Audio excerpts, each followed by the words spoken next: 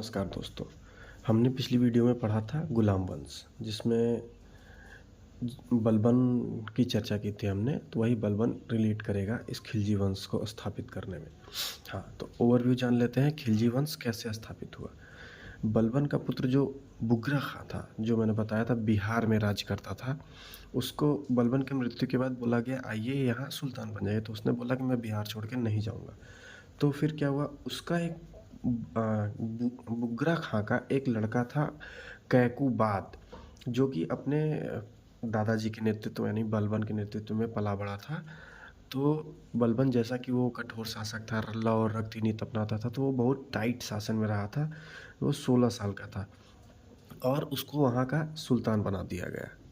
तो उसकी उम्र का फ़ायदा उठाकर तो जो कैकुबाद 16-17 साल टाइट डिसिप्लिन में रहा, उसको अचानक से आज़ादी मिलेगी तो वो उसको वहाँ के जो उनके विरोधी थे उन्होंने गलत संगत पकड़ा दी, जैसे लड़की और शराब की। तो उसमें वहाँ उसका पतन होना शुरू हो गया। फिर उसके बाद उस धीरे धीरे उसकी हत्या कर दी गई। फिर उसके बाद अंतिम शासक जो वहाँ का था वो क्यूमर्स था, और क्यूमर्स की हत्या जलालुद्दीन खिलजी ने की और खिलजी वंश की स्थापना की। तो खिलजी वंश की स्थापना हुई 1290 में और खिलजी वंश चला 1320 ईस्वी तक, लगभग 30 साल। तो पहले जो सुल्तान हुए खिलजी वंश के वो थे जलालुद्दीन खिलजी। उनका शासनकाल था 1290 से 1296। इनके बारे में कहा जाता है कि ये बहुत दयालु उदार सुल्तान थे, और अगर किसी को दंड भी देना होता था तो वो मानवीय नियम मतलब नियमों को मानवीय बताया था। ऐसा नहीं है कि अगर कोई हंस दिया दरबार में बलबन की तरह तो उसको उसको लौ और रक्त मिला दिए, मतलब तलवार और उसके खून को मिला दिए। तो ये बहुत दयालु किस्म का था। ये कहा जाता था कि अगर कोई चोर भी पकड़ के आ जाता था तो वो उसके उसके उसके पे रोने लगता था, भाई क्यों चोरी करते हो, ये वो फलाना ठिकाना। और इसने एक और था इसके अंदर कि वो मतलब किसी से बैर नहीं करना चाहता था, मतलब पुराने जो जैसे नियम प्रणाली चल रही थी उसमें कोई बदलाव नहीं किया। तो उसी बिहाफ पे ये बलबन का एक रिलेटिव था, उसका नाम था मलिक छज्जू, जो इलाहाबाद में राज करता था।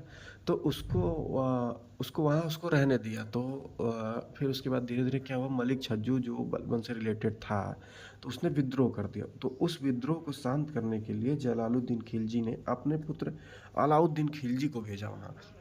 तो अलाउद्दीन खिलजी ने वहाँ जाकर वो विद्रोह शांत किया जो मलिक मोहम्मद छज्जू के द्वारा उत्पन्न किया गया था। जो मलिक मोहम्मद छज्जू वहाँ का सूबेदार था, तो वहाँ उसको हराने के बाद अलाउद्दीन खिलजी को इलाहाबाद इलाहाबाद और कड़ा कड़ा का मतलब कौशाम्बी आज के डेट में, तो वहाँ का उसको इक़्तेदार या सूबेदार बना दिया गया। देखिए, इलाहाबाद का सूबेदार था मलिक मोहम्मद छज्जू, जो जो मैंने बताया कि वो बलबन से रिलेट करता था, तो उसको भी वहाँ शासन करने दिया गया था। फिर धीरे धीरे उसने विद्रोह किया। विद्रोह को शांत करने के लिए अलाउद्दीन खिलजी को भेजा गया। विद्रोह को शांत कर दिया अलाउद्दीन खिलजी। सॉरी, वहाँ बेटा नहीं था, मैंने गलत बोल दिया। इसमें एनसीईआरटी में लिखा है अलाउद्दीन खिलजी उसका भतीजा और दामाद दोनों था। ये लिखा है एनसीईआरटी में, मैं उसको आप लोग सही कर लीजिएगा। हाँ, तो उसको हराने के बाद वहाँ वो नया सूबेदार बना। और अब क्या हुआ, जलालुद्दीन खिलजी के ही शासनकाल में मंगोल का आक्रमण हुआ। वो मंगोल का आक्रमण हुआ अब्दुल्ला के नेतृत्व में।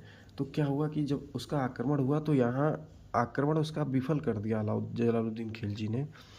तो वहाँ 10,000 मंगोल जो है वो बंदी बना लिए गए। लेकिन मैंने पहले बताया कि वो दयालु किस्म का था और उदार था, तो इसलिए उसने उन सबका दंड नहीं दिया। उन सबको यहाँ इस्लाम धर्म कबूल करवाया। देखिए, इसी काल में अब्दुल्ला ने नेतृत्व में मंगोल का आक्रमण हुआ और वहाँ उसको इस्लाम धर्म अपनाया और यहाँ रहने की इजाज़त दे दी। दिल्ली में एक छोटा सा जगह दे दिया, उसको बोला जाएगा मंगोलपुरी। अभी आज भी दिल्ली में ये उपलब्ध है। तो और ये जो 10,000 मंगोल नए इस्लाम धर्म में स्थानांतरित हुए, परिवर्तित हुए, उनको कहा गया नव मुसलमान। तो बस इतना ही था जलालुद्दीन खिलजी में।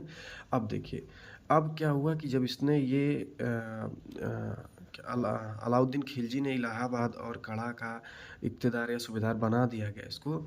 तो ये क्या किया, विदाउट परमिशन यहाँ महाराष्ट्र में एक जगह है देवगिरी। तो उसके बाद में जाके हम लोग दौलताबाद भी जानेंगे। अगले वंश में हम पढ़ेंगे दौलताबाद का इम्पोर्टेंस, फिर राजधानी स्थानांतरित करने के लिए। खैर अभी क्या करते हैं कि वो समझते हैं कि अलाउद्दीन खिलजी ने बिना परमिशन के यहाँ के राजा के ऊपर आक्रमण कर दिया, और राजा का नाम था चंद्रदेव राजा, नहीं, राजा रामचंद्र देव। उसका वहाँ पे आक्रमण कर दिया और वहाँ से जीत कर धन उन लूट के आया। तो जब ये वापस आ रहा था तो जलालुद्दीन खिलजी उसके स्वागत के लिए खड़े थे। तो धोखे से उसने जलालुद्दीन खिलजी की हत्या करवा दी और 1296 में गद्दी पर वो खुद बैठ गया।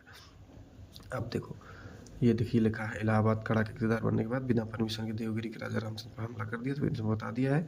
अब देखिए, ये जलालुद्दीन खिलजी जितना ही दयालु उदार था, उसने उसका अपोजिट अलाउद्दीन खिलजी उतना ही कठोर नियम बनाया, और इसका चाहत था कि वो विश्व विजेता बने, इसलिए उसने विशाल साम्राज्य की स्थापना करना चाहा। विश्व विजेता की इच्छा इसके अंदर थी, इसलिए इसने इसके सैनिक जो कि थे, उस 4,75,000 सैनिक उस समय इसकी सेना में थे। और इस सेना की पहचान करने के लिए या उसके कौन कौन से टीममेट्स हैं उन उसके लिए वो दाग और हुलिया प्रथा का शुरुआत किया। दाग प्रथा जो कि घोड़ों पर की जाती थी, और लोहे को गर्म करके दाग दिया जाता था, तो वहाँ पे वो परमानेंट निशान बन जाता था। तो उससे उसको वो एक तरह से उसका राज चिन्ह बन जाता था, इसलिए उस पर कोई अधिकार नहीं करता था। हुलिया प्रथा जो कि उसके सेनापतियों के लिए थी, जैसे हुलिया तो आप लोग समझ ही सकते हैं, मतलब एक प्रकार का जैसे स्कूल यूनिफॉर्म में एक तरह का हुलिया है। तो ये दाग और हुलिया प्रथा प्रचलन किसने किया? वो अलाउद्दीन खिलजी ने किया।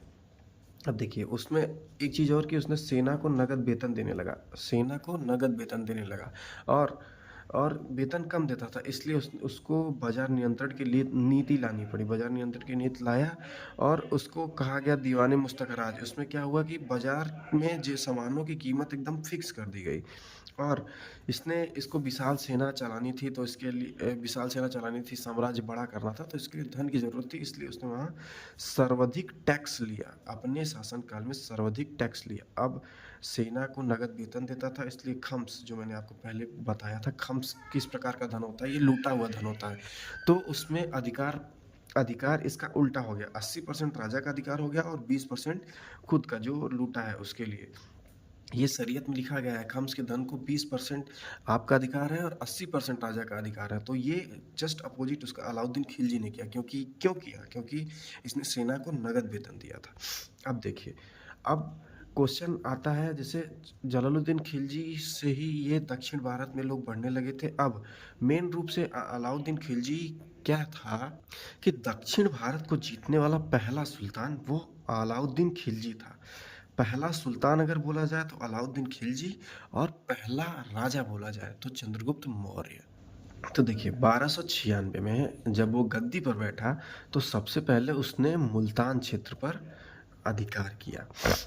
मुल्तान क्षेत्र पर अधिकार करने का कारण था क्योंकि यहाँ जलालुद्दीन का बेटा एक था, वो यहाँ राज कर रहा था, उसका नाम था अरकली खां।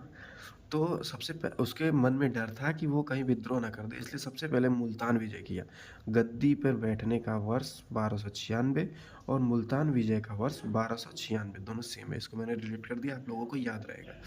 अब 1299 में उसने गुजरात विजय किया, और गुजरात विजय किया, वहाँ से 1000, वहाँ की जो भी मुद्रा चलती थी, दिनार कुछ ऐसा था, वहाँ से उसने एक गुलाम खरीदा, उसका नाम था मलिक काफूर। और मलिक काफूर आगे चल के ये बहुत ही अच्छा कुशल सेनापति बनता है अलाउद्दीन खिलजी का, और इसकी मौत के बाद बहुत तांडव मचाता है, इसी के लड़के की आंख फोड़ देता है। ये सब तो बात की बात है, जो एनसीईआरटी में लिखा है मैंने वो बता देता हूँ आपको। तो 1299 में उसने गुजरात विजय की, और 1300 ईस्वी में उसने रणथंबोर विजय की, जिसमें अलाउद्दीन खिलजी स्वयं युद्ध किया था। चलिए, अब देखिए 1303 में उसने मेवाड़ पर आक्रमण किया। मेवाड़ के राजा थे रतन सिंह, और रतन सिंह की पत्नी थी पद्मावती। जो पद्मावती मूवी बनी है, आप लोग उसके बारे में जानते होंगे, तो वो इसी पे बनी है। तो मेवाड़ पे उसने अपना अधिकार किया और राजा रतन सिंह की हत्या कर दी। और फिर उसमें क्या किया कि इस जब उनकी हत्या हो गई राजा रतन सिंह की, तो पद्मावती ने क्या किया, जौहर व्रत कर लिया, अपने आप को आत्मदाह कर लिया, अपने आप को ख़त्म कर दिया। अब देखिए 1303 में जब वो विजय हो गया, तो ये एक मेवाड़ का नाम खिजराबाद रख दिया उसने। खिजराबाद क्यों रखा? क्योंकि उसके बेटे खिज्र खां को वहाँ का राजा बना दिया गया। अलाउद्दीन खिलजी का बेटा खिज्र खां मेवाड़ की विजय के बाद वहाँ राजा बना, इसलिए वहाँ का नाम खिजराबाद रख दिया गया। अब इतना ही है खिलजी वंश में। अब आगे की वीडियो में हम पढ़ेंगे तुगलक वंश, सैयद वंश और लोधी वंश। धन्यवाद।